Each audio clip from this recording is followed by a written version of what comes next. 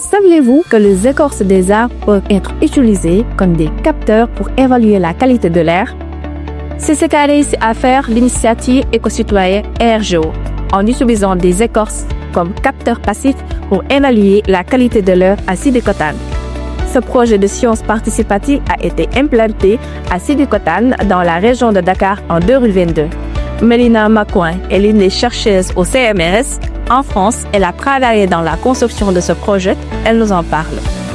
Le projet RGO, l'idée était de co-construire ensemble les connaissances sur la qualité de l'air. Et pour faire cela, on a utilisé un capteur complètement différent des capteurs qui sont utilisés généralement, qui sont souvent électroniques, jetables. Là, on a utilisé des écorces.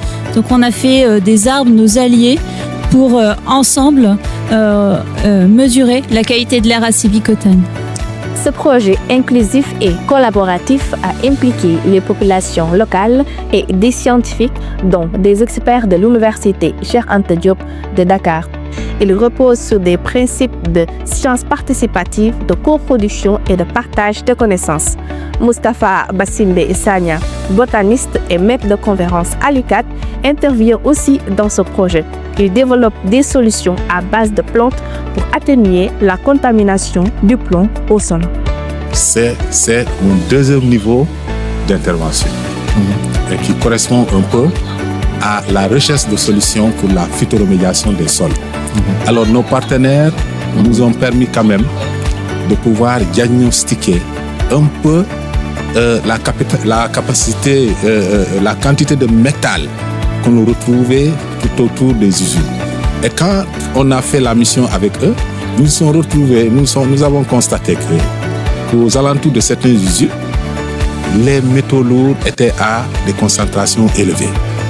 Et c'est en ce moment que nous avons réfléchi pour essayer de voir si les plantes que nous avons ici, à Sébikotane, avaient la possibilité d'absorber ce métal, ces métaux lourds, et de les garder dans leur tissu. Si on a cette potentialité, ça veut dire qu'en période végétative, on peut laisser tranquillement ces plantes pousser et ensuite les récupérer et traiter la biomasse.